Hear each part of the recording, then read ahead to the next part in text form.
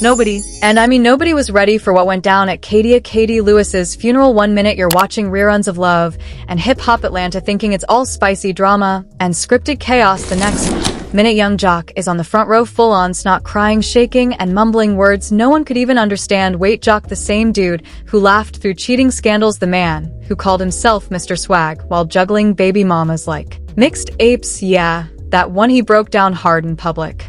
At a funeral for a woman he once embarrassed on national television. So what happened? Why did Jock's tough guy facade crumble like a stale biscuit in gravy? What really went on between him and Katie behind the scenes? And why are people saying his tears weren't just guilt, but exposure? Because trust us, the moment those tears hit the church floor, the internet erupted. Was it grief, regret, or something deeper? Or maybe the funeral wasn't just about saying goodbye, it was a final reckoning. Oh, buckle up, we're just getting started. So let's get one thing straight. Love and hip hop has given us scandals, breakups, flying drinks, wigs snatched mid-sentence. But nothing, absolutely nothing, could have prepared fans for what happened the day Khadiyah Lewis was laid to rest. And in the front row, barely keeping it together, young Jock, yeah, that young Jock, the one who once juggled for baby mamas and still managed to show up to the club in a velvet do-rag like life was smooth sailing. But at this funeral, life slapped him across the face. The man broke down so hard church staff were looking for a mop, not for the floor, but to clean up the emotional mess this man left behind. And if you're wondering why Jock, who treated Katie like a side quest while playing the main storyline with multiple women, suddenly turned into a Shakespearean tragedy figure, well, grab your popcorn if you think Katie Lewis was just a side character in Jock's drama-filled arc. You've clearly never watched her in action. Katie wasn't just a reality star, she was a full-blown fireball in heels. When she walked into Love and Hip Hop, she didn't just bring drama, she became the drama. She stood 10 toes down, ran her businesses, and clapped back harder than a preacher at Sunday service. So when news hit that she had passed at the age of 44, suddenly, silently, and without warning, fans went into full meltdown mode. But nothing, not the headlines, not the tributes, not even her old savage clips going viral again, came close to the moment young walked into that funeral, saw her casket, and crumpled like a dollar store folding chair. People thought Jock might say a few respectful words, maybe even post a black and white selfie with some RIP Queen caption, but nah, the man wailed. He didn't shed a tear, he shed a whole personality. Folks in the back were whispering, yo, who knew he had it in him?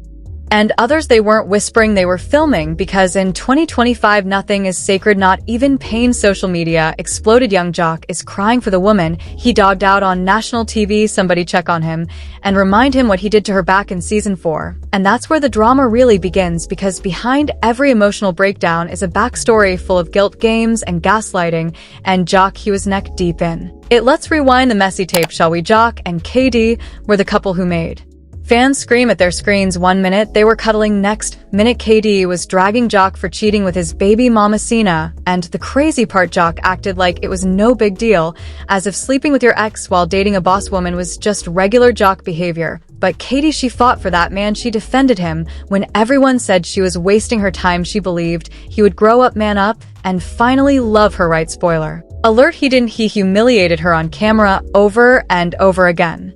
But here's what people never saw, the scenes that didn't make the edit, the times she cried in her car, the moments she questioned her worth, the breakdowns off-screen, the pain they never aired. And now that she's gone, suddenly Jock has become the poster boy for regret. Now the tears are flowing. Now you remember the woman who always had your back. Convenient timing, Jock. Real convenient witnesses. And when we say witnesses, we mean cousins with iPhones and Instagram accounts, describe the scene as deeply emotional and almost too raw for reality. One guest told an anonymous blog, "I've never seen Jock like that.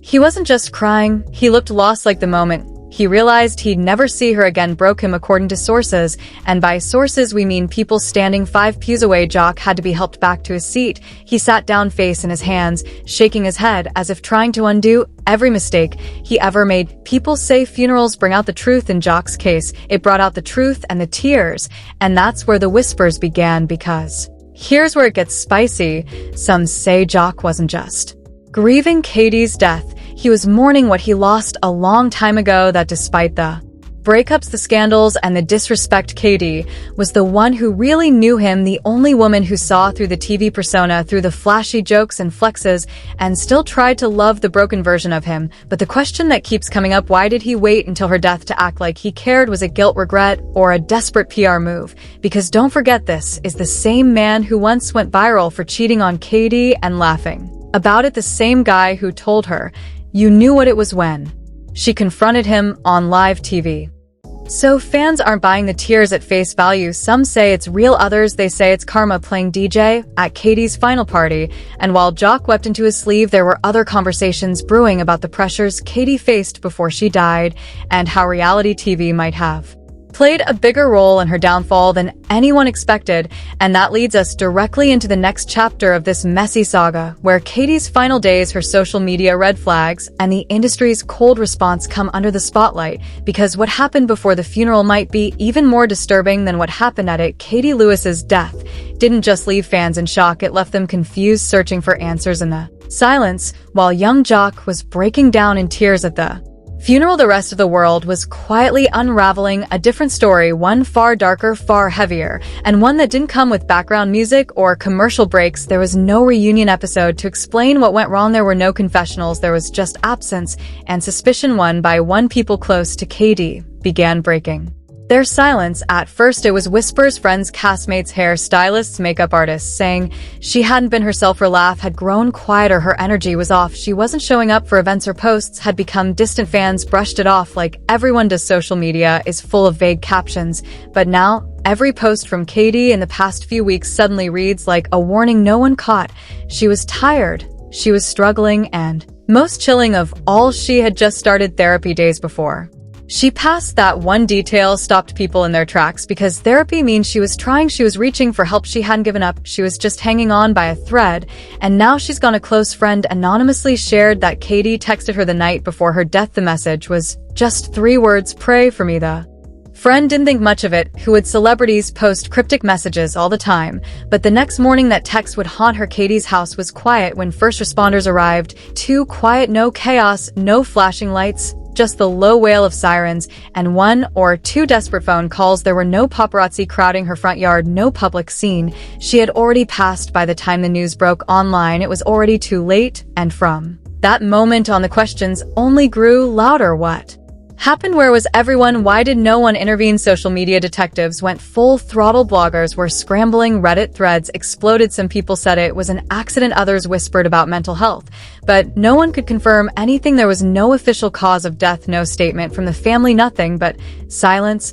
And when there's silence, the internet fills in the gaps. A former Love and Hip Hop crew member who chose to remain anonymous said something that sent chills down spines. If you weren't crying or fighting, you weren't useful. That was the rule, meaning if Katie wasn't falling apart on camera, she didn't have value for the storyline. So to stay on the show, she had to keep the drama going, even when it hurt her, especially when it hurt her. And she wasn't the only one, but Katie might be the one who paid the highest price.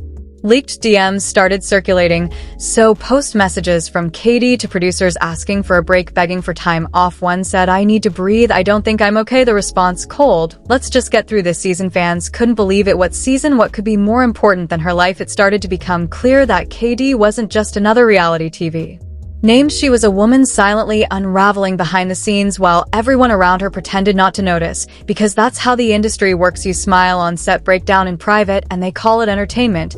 And young Jock, where was he while all this was happening? He was there filming scenes, laughing on air, moving on, acting like Katie was just a chapter he'd already turned. But when she died, suddenly the guilt caught up, and the tears that poured from his eyes at the funeral, that wasn't just grief, that was a man being haunted by the choices he can't undo. A tweet went viral during the aftermath. It said, "Katie died trying to be strong.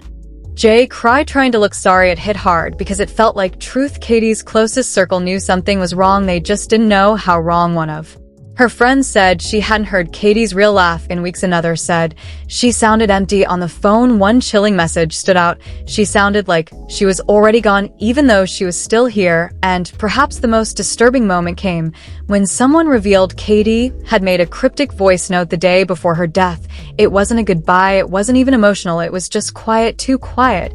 And maybe that's the scariest part, it wasn't a dramatic end, it was silent, invisible, the way most Mental health breakdowns are Khadiyah didn't go out with a headline, she faded, she disappeared before anyone realized it was happening. The internet's reaction was overwhelming. Fans were furious. They blamed producers, the network, even castmates. They replayed old clips of Khadiyah being mocked, dismissed, pushed to the edge, and they started asking the real questions. Why didn't anyone help? Why was her pain treated as contempt? The production statement was as sterile as expected. Thoughts, prayers, condolences packaged like a press release. One fan tweeted, "You gave her airtime, but not support. Now you give her a tribute. Keep it." Another comment read, "Khadiyah was more than ratings. She was a person. She needed help, not camera angles." The hashtag started trending. Hashtag justice for Khadiyah, hashtag protect reality stars, hashtag mental health matters. For a moment, it wasn't just about her anymore. It was about all of them, the women who cry off camera, the men who fake smiles, the personalities shaped for drama and discarded when the show ends. Young Jock became the face of regret. Whether intentional or not, his breakdown went viral. Clips of him wiping his face, holding back sobs, walking out of the service. Every frame was replayed 1,000 times, and while some sympathized, others saw it differently. Now you care, now you cry. Where was all that when she needed you? A leaked message claimed Jock texted someone close to Khadiyah after her passing. It said, "She deserved better from me, from all of us." That message hit hard because it wasn't performative. It felt like a man facing a truth he can't escape. But for Khadiyah's fans, her family, and those who saw the signs, that message came too late. Her last Instagram story was a black screen with the words, "I'm tired." That's all. At the time, people thought it was poetic. Now it reads like a eulogy, one that no one realized they were reading in real time. And maybe that's what hurts the most, not just that she died, but that she died slowly, quietly, and unnoticed by the people who claimed to care. This wasn't just a celebrity loss. This was a warning, a wake-up call. And if the industry doesn't listen now, then Khadiyah won't be the last. So now here we are. The funerals over, the flowers have wilted, the hashtags have slowed down, but the questions, they've only multiplied. Khadiyah Lewis may be gone, but the chaos she left behind, that's still very much alive. And the truth is, reality TV didn't just fail her, it chewed her up, spit her out, and then had the audacity to air a tribute special like it was closure. But this isn't closure, this is exposure. Let's be real, when Khadiyah walked onto the set of Love and Hip Hop Atlanta, she wasn't some timid, wide-eyed rookie. She was a boss. She was fiery, fearless, and loud enough to make sure no one ignored her. She didn't play roles. She played people who played her. She brought heat, heart, and hellfire to the screen, but behind the smoke and mirrors, something darker was building. The fans saw the memes, the savage clapbacks, the viral moments, but they missed the silent cries, the emotional labor Khadiyah carried while producers kept shouting, "More drama, more tears." And that brings us to the most disgusting part of this whole mess. The industry saw this coming. They just didn't care. According to leaked reports from former production assistants, Khadiyah had been asking for a wellness clause in her contract. She reportedly wanted time to step away during filming if she felt overwhelmed. Sounds fair, right? They denied it because apparently her breakdowns were better for ratings than her boundaries. One former staff member anonymously shared, "We were told to push buttons.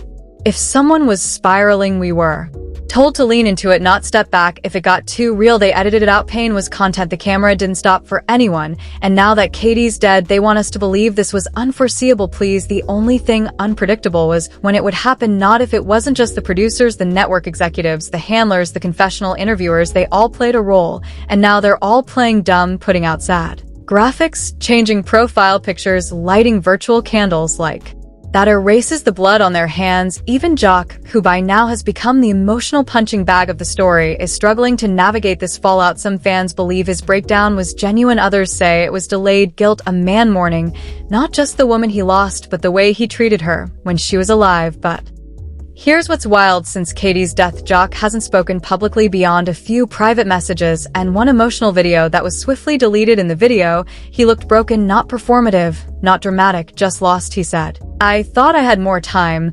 I thought we could talk again.